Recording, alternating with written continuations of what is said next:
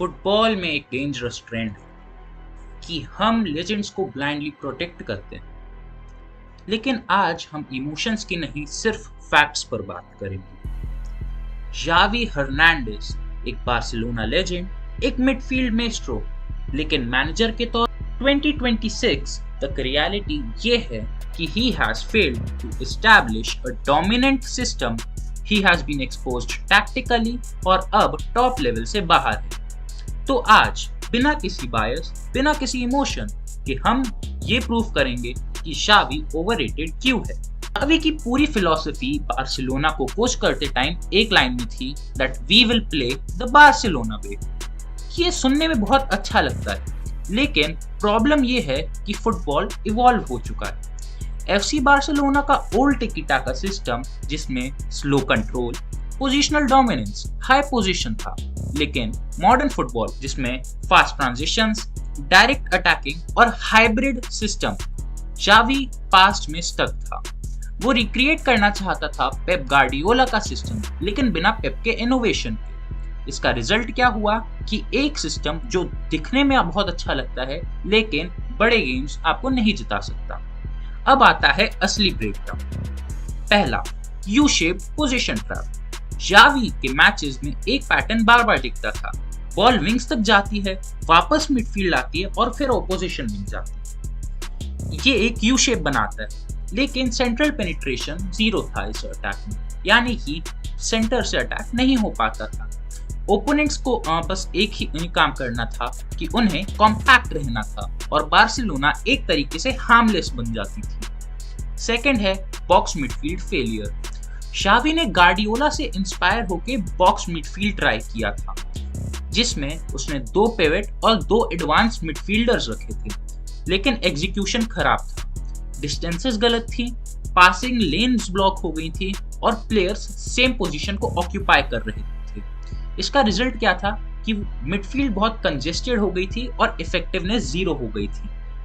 तीसरा, winger isolation issue. System theoretically wide play promote करता था, लेकिन रियलिटी में विंगर्स जो थे वो आइसोलेट हो रहे थे, कोई भी ओवरलैपिंग सपोर्ट विंगर्स को नहीं मिल पा रहा था। वो हमेशा एक 1v2 सिचुएशन में आ जाते थे। एग्जाम्पल के तौर पर अगर मैं समझाऊं तो जब भी किसी विंगर के पास बॉल आती थी, उसके पास ऑप्शन नहीं होता था पास करने का, तो या तो वो बैक पास कर सकता था या तो वो 1v2 करके अपना पोजीशन लूज कर सकता था। फिर आते हैं defence, rest defence collapse. Modern football में रेस्ट डिफेंस क्रूशियल होता है। रेस्ट डिफेंस का मतलब यानी कि अटैक के दौरान आपका डिफेंसिव स्ट्रक्चर रेडी रखना। शावी के सिस्टम में फुल बैक्स हाई पुश करते थे, मिडफील्ड फॉरवर्ड रहती थी और बैक लाइन प्रॉपर्ली एक्सपोज्ड रहती थी। इसका रिजल्ट की वजह से काउंटर अटैक्स बहुत डेंजरस हो जाते थे और ट्रांजिशन डिफेंस हमारा बहुत वीक था। ओपोनेंट्स बस वेट करते थे मिस्टेक का और पनिश कर देते थे बाय स्कोरिंग अ गोल।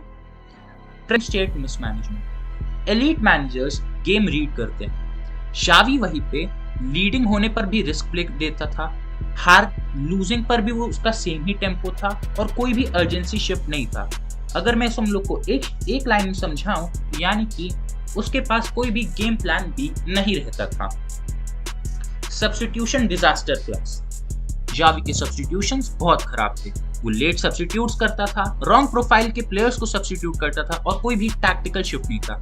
अगर मैं तुम लोग को एक एग्जांपल से समझाऊं तो 70th मिनट तक जावी वेट करता था, फिर सेम ही टाइप के प्लेयर को डाल देता था। इससे इम्पैक्ट क्या होता था? Almost zero. फिर जावी ने टॉप टीम्स को फेस किया। जावी हाई प्रेस में पैनिक कर गया, उसका डिफेंसिव शेप टूट गया, मिडफील्ड कंट्रोल गायब था।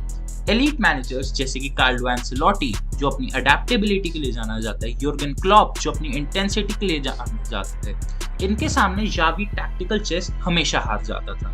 लोग कहते हैं कि जावी ने ला लीगा जिता दी, लेकिन ट्रुथ इसका बहुत ही ज्यादा ऑपोजिट है। उस सीजन डिफेंस ने बहुत ज्यादा ओवर परफॉर्म किया था। गोलकीपर जो कि टर स्टेगन था, उसने बहुत गेम्स बचाए हैं और तीसरा बहुत ही ज्यादा एवरेज अटैक था।